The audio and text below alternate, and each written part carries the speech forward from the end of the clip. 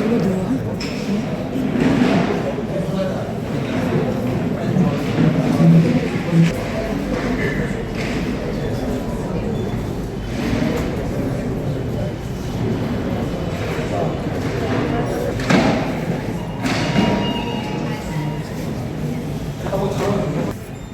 সিরাজের কেন হেরেছিল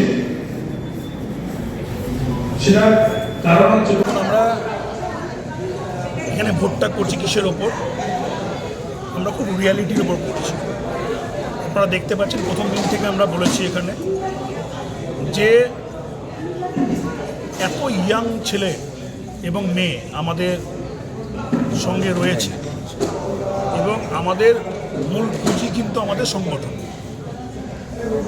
গোটা পশ্চিমবঙ্গে। তাহলে এই সংগঠনটা কীভাবে তৈরি হয়েছে?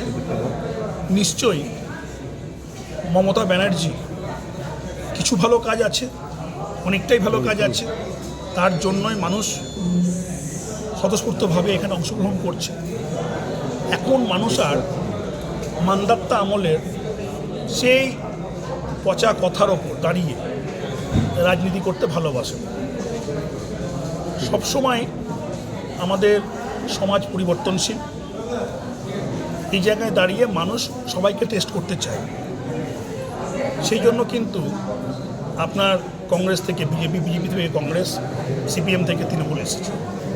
কিন্তু তৃণমূলের এই যে বিভিন্ন রকম সামাজিক কাজ, তার সঙ্গে তৃণমূলের পলিটিক্সের যে নেচার, অর্থাৎ সবসময় নতুন জেনারেশন তোলো, একটার পর একটা নতুন লোককে সুযোগ দাও, সেই জায়গায় দাঁড়িয়ে দেখেছেন প্রার্থী তালিকায় কত নতুন লোক এসেছে এখানে।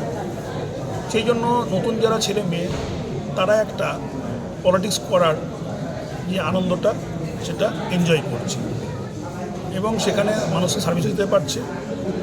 পলিটিক্যাল সিস্টেমটা এত সুন্দর আমাদের বহরমপুরে আমরা সবাই মিলে তৈরি করেছি, যার ফলে আমরা সব পরিবারের মতন একসঙ্গে আমরা কাজ করছি এবং এখানে কেউ ছোট বড় মাঝারি মাপে কোনো নেতা নেই, সবাই সবারই এক্সপিরিয়েন্সটা শেয়ার করে এবং সেখানে আমাদের প্রত্যেকের পার্টিসিপেশনটা খুব ইম্পর্টেন্ট। প্রত্যেকেরই ভোট করার ক্যাপাসিটি আছে এবং প্রত্যেকেই সারাদিন পার্টির জন্য আপনার জীবন দিয়ে ডেডিকেটেডলি তারা কাজ করছে। একটা বিষয় হলো আজকে কোন বিষয়গুলো প্রাধান্য দেওয়া হলো মিটিং, কোন কোন বিষয়গুলো উঠে এলো কর্মীদের মধ্যে? কর্মীদের নিয়ে যেটা উঠে এলো সেটা এই রকম যে বিজেপির এমএলএ এতদিন কোনো কাজ করেনি, তাকে নিয়ে ভাবার দরকার নাই। অধীর চৌধুরী 25 বছরের সাংসদ ছিলেন, তার নিজের সার্ভাইভালনেস, তিনি সার্ভাইভ করার জন্য, নিজে সার্ভাইভ করার জন্য যুদ্ধ করছেন। কারণ কোনোভাবেই তিনি মানুষের কাজ করার মতো মানসিকতা রাখছেন না। থাকবেনটা কী করে? গোটা বিধানসভায় ধরেই নিলাম একা গিয়ে ওই বড় বড় ডায়লগ মারা ছাড়া প্রেস মিডিয়ার সামনে আর কিছু করতে পারবেন?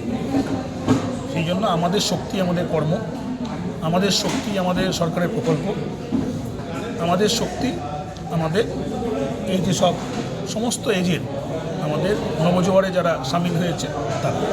প্রচারে কোন বিষয়গুলো তুলে ধরছেন? একটা বিষয় হচ্ছে আজকে অধীর চৌধুরী বলছিলেন যে তিনি দাঁড়াতে চাইছেন না, কিন্তু দল ঠিক করবে। আর বিষয় হচ্ছে যে তার অস্বস্তি হচ্ছে লোকসভা থেকে বিধানসভায় দাঁড়াতে। কী বলবেন? আমাদের চাইছেন না এটা কোনো কথা হলো?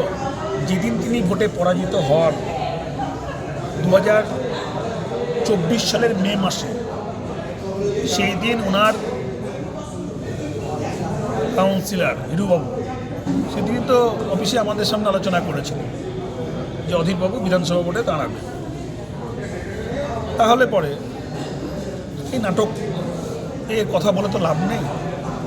দাঁড়াচ্ছে দাঁড়ান না, কেউ না করেছে দাঁড়াতে, যে কেউ দাঁড়াতে পারে, এমপি ভোটে দাঁড়াতে পারে, এমএলএ ভোটে দাঁড়াতে পারে, আপনার কমিশন ভোটে দাঁড়াতে পারে। ওদের লজ্জার কী আছে? কোনো ব্যাপার নাই, তো জনপ্রতিনিধি।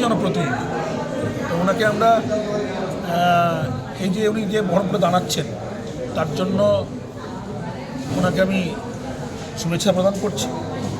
উনি দাঁড়ান, উনি ওনার রাজনৈতিক শক্তি দিয়ে, রাজনৈতিক ক্ষমতা দিয়ে আমাদের সঙ্গে লড়াই করুক।